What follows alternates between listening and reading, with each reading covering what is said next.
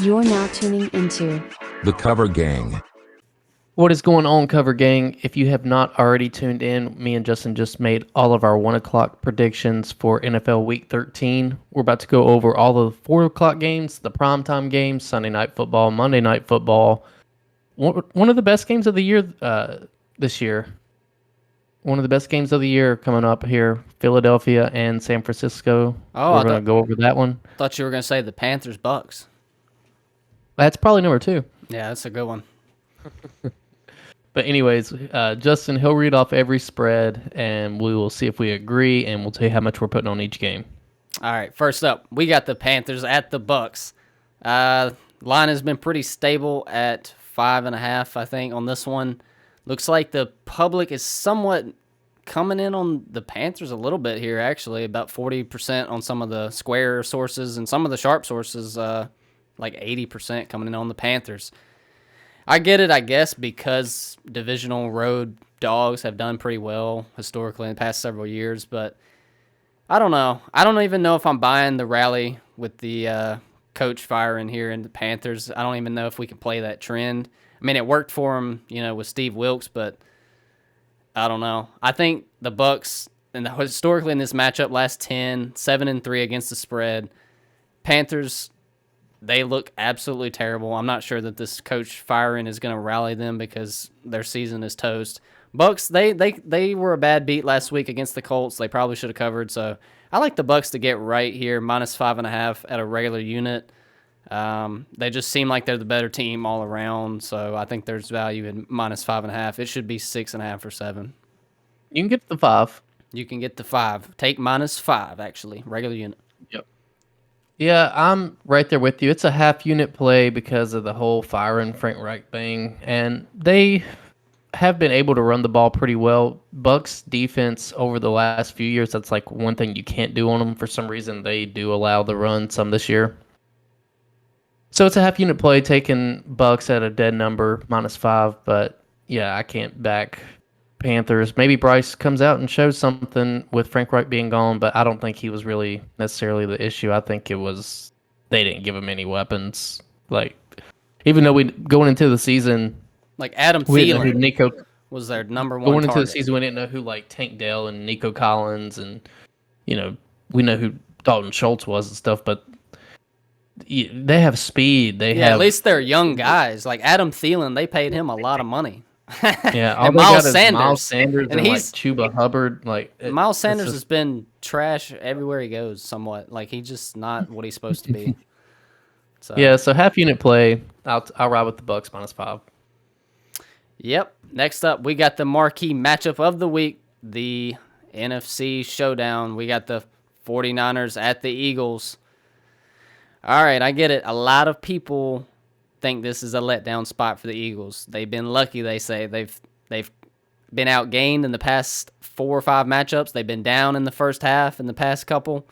I get it, but you're giving me +3 in that home Eagles environment. I just feel like you got to take the value side. Pros and Joes seem to be coming in on the 49ers because they're predicting this letdown spot, but at the end of the day, we're playing the number, and I like the +3 here, regular unit, because it is one of those very high amount of action games. You usually don't want to bet huge amounts on games like this because it's probably set pretty accurately. So I like the Eagles +3, though. Well, you can say it's set pretty accurately, but at the same time, the line has moved 5.5 points. It opened up as Eagles -2.5 and went all the way to San Fran favored by 3. So I just think it's moved too much. And Jalen Hurts, he's lost 1 game in the past 2 years at home. Unbelievable. That's tough. That's That's tough to go insane. against that. And Lane Johnson, he's a little banged up, but he should. There's a chance he'll play Fletcher Cox. I don't think he'll be playing in this game, but they're pretty deep on the defensive line. And yeah, it does come down to the Eagles secondary is not that good, but you could have a decent game. And I think the reason that the Sharps like this is that the Eagles have started off both against the Chiefs and Bills, which they ended up coming back and winning both those games. They started out flat, and San Fran, once they get a lead, they just crush you. So that's kind of they think it's going to be over by like the first quarter and a half or halftime. I think Eagles get up for this game though, even more than they did against the Super Bowl rematch with the Chiefs because San Fran's talking a lot of junk coming into this game. A lot of players coming out saying that they would have won if Brock Purdy would have stayed up in the NFC Championship, blah, blah, blah. You know, they've had it circled on their calendar for a while. And, yeah, a lot of noise out of San Fran coming in. So you still, it's hard to play in Philadelphia. It's going to be a really physical game. And they may have all pros all across the board, offense and defensive side of the ball in the 49ers, but they do not have Jalen Hurts as quarterback. And I will ride with Jalen Hurts until he proves something that he hasn't shown over the last year and a half. So, yeah, regular unit +3. Probably turn my phone off and everything. Won't even be looking at the other bets I have out there much. I'm just going to be dialed into this one because these teams have a good chance at meeting again in the playoffs. I think it's what everybody thinks is going to be the NFC Championship game again. So I'm very excited about it, but go Philly +3, Jalen Hurts at home. It's good that you mentioned that the playoff game between these two last year, the implications that has. I see what people are doing now. It's like they played the Eagles' revenge against the Chiefs, and now they're trying to get cute and play the 49ers' revenge against the Eagles. So I don't know. I just think as of right now, healthy 49ers look like the best team in football when they've been healthy. And Philly and Kansas City, even though Kansas City has the same record as the 49ers, Philly's only lost one game all year. They still look like they haven't really figured everything out quite yet. They don't look as explosive as they did last year, but Philly they win no matter what. You know, no matter what you put in front of them, they believe in Jalen when it's time to make big plays. Like they were completely outplayed by Josh Allen and the Bills last week in a desperation game for them right before their bye, and he just figured out they kicked that field goal because the Gabe Davis missed opportunity, and Jalen Hurts just marched down the field. And I think there was a linebacker and a safety that rolled over for the Bills, and they didn't want to get in front of that freight train. He was getting into the end zone. He's clutch, man. And Brock Purdy, there's still questions about if he's down late, can he rally his team and put up a fight? So it's either going to be how the pros are probably seeing it, that Philly comes out flat again, San Fran gets a lead, that Philly can't come back from, or it's going to be close in the fourth quarter, and I like Jalen Hurts a lot more than Brock Purdy. Yeah. And just to mention too, like the Eagles are so good at like third and short or fourth and short, and I think that's the difference maker in a lot of these games. They've been outgained and they still come back. They just get the first down when it means the most, and that's why they keep winning. Or Jalen just makes a big play when it means the most. I think he had against the Bills last week out of 4 pass attempts, he threw 3 touchdowns. Like within those 4, he threw the ball 4 times, 3 of them just ended up in the end zone. It's insane. He's clutch, bro. Yep, you can't deny it. All right, next up, we got the Browns at the Rams. So the Rams got Kyren Williams back and Stafford, and they just absolutely torched the Cardinals. But now the public likes the Rams in this matchup, and they're counting the Browns out. The Browns, they had some unfortunate events against the Broncos. DTR gets knocked out of the game. Myles Garrett, he's a little banged up. He was almost considering not playing this game, but I think after me and you talked, you think that he will play this game. I'm seeing reports. Kevin Stefanski said he's playing.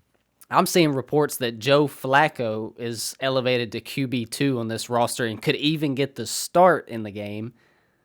That is just baffling to me, but I think DTR gets the start. He was looking all right against the Broncos, and I like the Browns in this spot pretty good, +3.5, with the public coming in on the Rams. I get it. They're insanely different team with Kyren Williams and Stafford. Like, there's no denying it. Every time Stafford comes back, he's been in and out this year. They just rally. They blow some people out. But it's the Browns, and if Myles Garrett's playing, I'm back in the Browns in that defense. I'll take the +3.5, no doubt. I'll take it at 1.5 because I like the situation, how it's unfolding for this game. So I like it a little bit more than just a regular unit. Yeah, I like the Browns here as well. I'm gonna put a double unit on it. Plus 3.5. It's just a mismatch in the trenches. Arizona, they can't really rush the quarterback. Matt Stafford they were able to run the ball. That set up him to throw his little darts to Cooper Cup and Nakua, and even the running back was catching the ball. That Williams kid out of the backfield a lot too, but I think a lot of that gets shut down. Only thing that does worry me is the Browns defense has not been as good on the road, but putting up a bad performance against Denver last week. I think they're out to prove something this week. And yeah, I don't really care they got away from their identity a little bit. They didn't run the ball quite as much against Denver. So, but yeah, I think it's just a mismatch. I think Browns are the much better team. They go to LA. It's not like SoFi is one of the harder places to play in the NFL. And like you said, the public's just overreacting to the Rams looking so good against the Cardinals last week. They're playing a real defense this week. Matt Stafford, I pray for you, dog. But yeah, Browns plus 3.5, double unit play. All right, next up, we got the Chiefs at the Packers, who are now one of the hotter teams in the NFL. This was your sleeper pick to make the playoffs, the Packers. I don't think many people would have taken that kind of gamble, but you said that the Packers would make the playoffs. It's looking like they could. They really could. Jordan Love's playing like a top 10 quarterback all of a sudden. Don't know what happened, but it seems like the Pack is the sharp side. They're getting 6.5 at home. Chiefs usually struggle to cover large numbers. They don't have a big gap difference maker in that offense anymore. It's more about their defense. So I like the Packers here pretty good at +6.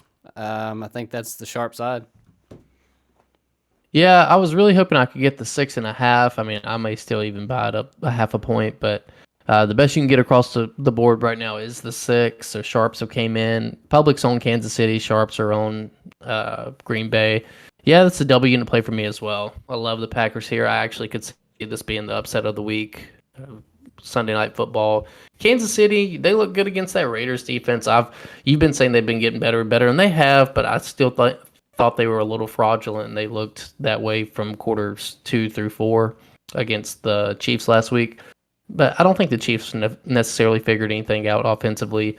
Travis Kelce still looks a little beat up game in and game out. They're able to run the ball pretty well, but against the Packers front seven, I think that they can contain Pacheco and Edwards-Helaire, whoever else they want to try to run the ball with. So yeah, just a little bit of a letdown spot. Everybody thinks Kansas City's back and the offense is rolling. They're back to scoring 30 points. I don't see it here. I see a pretty tight game on Sunday Night Football, and like I said, I wouldn't be surprised if Packers won outright. Yeah, we're dog heavy this week, I'll tell you that. It's only one favorite so far we've taken, and that is the Bucks against the Panthers. But yeah, I like taking favorites against the Panthers. Last up on our Monday Night Football game, we got the Bengals at the Jaguars. It's the battle of the big cats, I guess, is what you could say. Browning, he didn't look so hot versus the Steelers, but Jaguars are laying 8.5 here. I think the Bengals keep it close in Monday Night Football. These Monday Night Football primetime games, they're just ugly to watch usually, and they've been under City all week, every week. I like the Bengals here at plus, is it 8.5 or 8 right now? What's the best we can get? I think you can get 8.5. Let me look. Yeah, see, okay, yeah. Yeah, I like that really good, actually. Bengals plus 8.5. That's a double unit play for me, just the way these Monday Night Football games have played out. Public coming in huge on Jacksonville. Numbers too big. Even with Joe Burrow out, the Bengals are a decent team. I like them to keep it closer than 8. So, double unit play for me in Monday Night Football. Actually, there's a 9. Yeah. There's a 9, plus 9. Yeah, there's a 9 on DraftKings. All right. Yeah, plus 9 double unit. I don't know.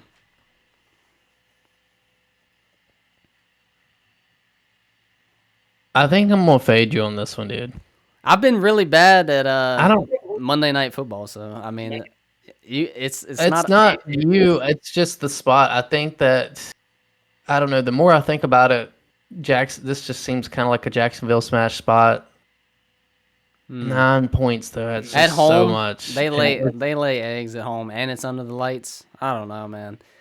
Disappointing loss for the Bengals. They probably should have won. I don't know. This is the difference maker. A better of the week. Week 13. Now I like it. We've taken all the same teams. You got to take the Jags here for the parity. You got to. no, I'm gonna ride with. I'm gonna ride with. Come the Bengals. on. I am.